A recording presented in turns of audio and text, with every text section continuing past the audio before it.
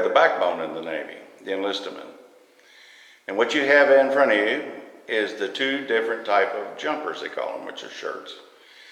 The one on the left is the wool winter one, and the one on the right is their summer jumper. And then we have some other artifacts down in the bottom, and Kenny's going to get up close. And I love the little hat. They call it the Buster Brown hat on top of the wool jumper. And we have his naval belt on there, which is, they're really extinct. I don't know what happened to them, but there's not very many of those that are around. And we got two different cutlasses from the 1840s, which carried on in the Civil War, and the Civil War issue enlistment. And Kenny's going to move up on it, and we're going to get some better shots, close-ups, so you can see what it's all about. All right, we're going to just get a quick shot of this this Naval Cutlass, and it's enlistments, and they have a scabbard, and some of them were just they had them in racks on the ship, because that's what they used to do in the 1840s. But as you see, this one, it has a full sheet metal guard, which is brass, and where the officers has the cutout for the USN. All right, now I'm going to have Kenny start at the bottom of the wool jumper and move up, because once you see this belt, these belts are kind of extinct. And then you'll see the, his tie. And then we also, on the uniform, we have his bosun's whistle. And they also have his rank on his, to the left of the camera.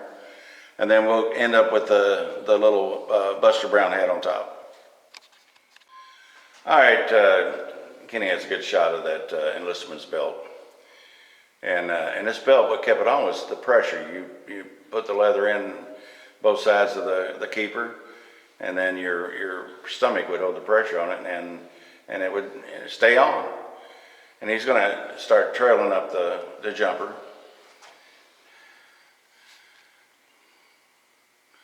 And in his pocket on the right is a bosun's whistle. And once he gets up there, I'll get him to stop, and I'll just kind of pull it out. I don't want to get too much in the camera.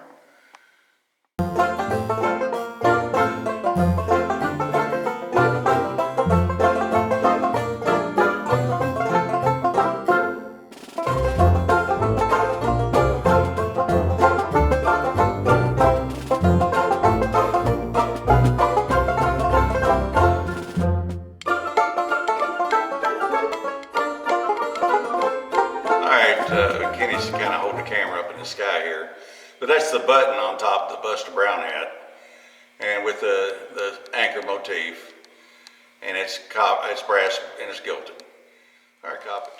All right, there's his rank designation. It's applied to his right shoulder. Pretty cool. Those things are real fragile, and this one survives. That's a great deal. All right, here's just a couple more neat artifacts. It's a signal lantern, which is standard for the period. The front's got the glass actually magnifies the light. And behind it is a container made of wood, actually of an ebony type wood. And that's for the sailing needles. But what's cool, the front, which is evidently a private purchase belt, it has the USS Merrimack stamped on it. So we're going to get Kenny zoom in on that, and then we'll move it one more time. All right, there's your shot. And at one time it looked like that thing was silvered. But that's a private purchase. Pretty cool, original leather. And if you look at the upper part, you'll see that two-piece case for sail needles. This real neat artifact. All right, we're going to move over to the early sword. This is an 1840s version of a naval cutlass, and these things were carried through the Civil War. Most of them in racks inside the ships, and some of them come out with scabbards. But it has the beautiful cast, a brass grip with the eagle motif on the pommel and the feather-looking scales on it, and it has a wonderful double-edged blade. and a real wide basket on the guard. All right, and I think the last shot we're going to do here is Kenny's going to reposition the camera, and we're going to get up on the top of this summer jumper to where you can see the milk glass buttons on the fly. All right, I'm holding the sleeve up with a cuff on it, and it has the milk glass button on it. But I just wanted to hold it up there and you see the decoration on it. And these guys, they had a lot of personal, motifs, but so did their jumpers, and a lot of them are really colorful. But this is a pretty standard one. All right, Kenny, I'm gonna let you kind of just go on up and take care of the rest of the business.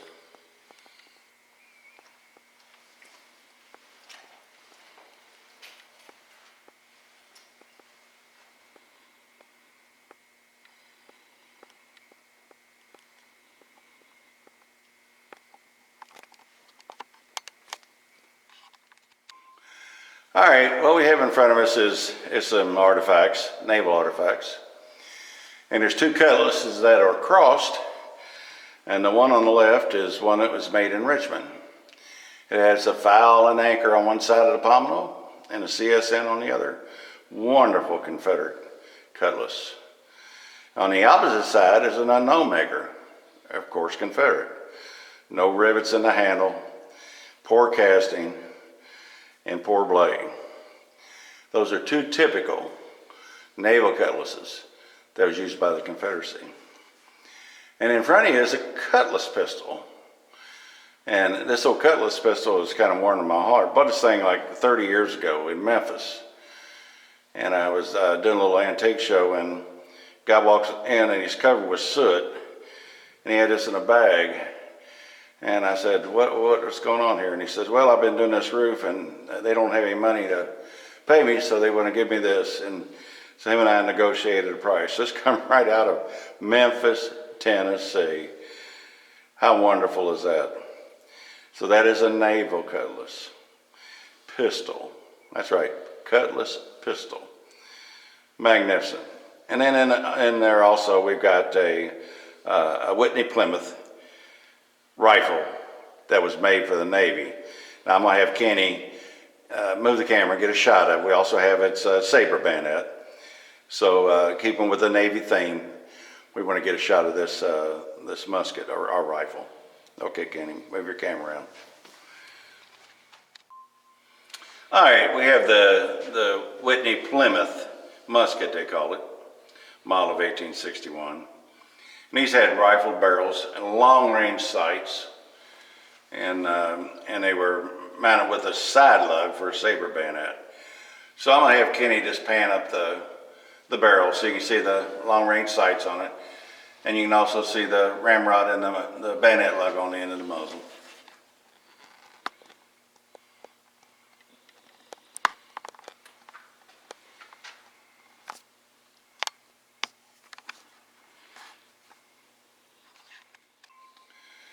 All right, he's got a good shot there, the muzzle of the Whitney Plymouth. And these were magnificent guns. And a lot of them even were tin. They put a tin finish on it because they're around the salt water. But it has the lug, and that takes the saber bayonet, which we do have a saber bayonet that goes with this. All right, Kenny, good job. All right, there's a shot of that. Some people call them saber bayonets, sword bayonets, but that's the bayonet for the Whitney Plymouth. We wanted to get it in the shot. All right, we got a couple more little cool things to show you, and then we'll conclude for today.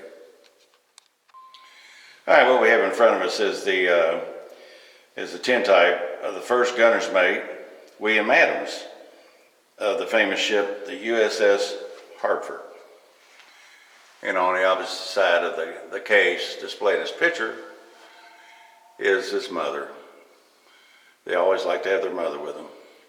And that's a fantastic tintype. Of course, he's in his enlistment jumper. And we also have his naval knife there, and Kenny's going to kind of fade back and bring that into vogue there for you.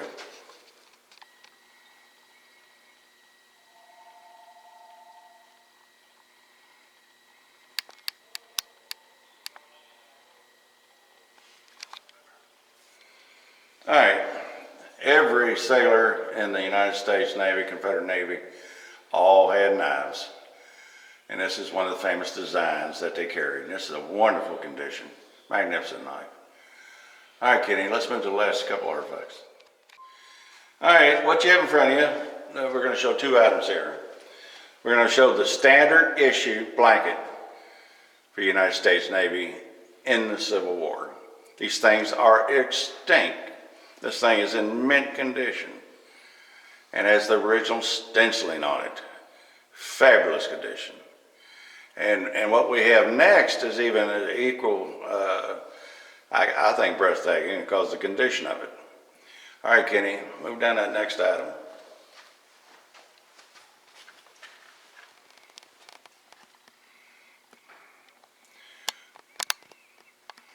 All right, guys, and girls, this is a patent-dated 1861 naval hammock. Yeah, U.S. issued enlistment's hammock, and it has the patent date of 61 on it. And of course, on there is also little handcuffs. But you were issued this. This is what you slept. This was your bed, and you hung it up between two timbers or wherever you could hang it, and that's where you stayed. Just a real cool artifact with all the ropes on it in breathtaking condition. And these, all right, we had a little glitch there. Battery went dead, so we're recharged again. And it is, again, just wonderful artifacts of the Brown Water Navy. And this is a tip of the iceberg of what we have in naval artifacts. But we wanted to cover the Brown Water Navy today and give them their fair due.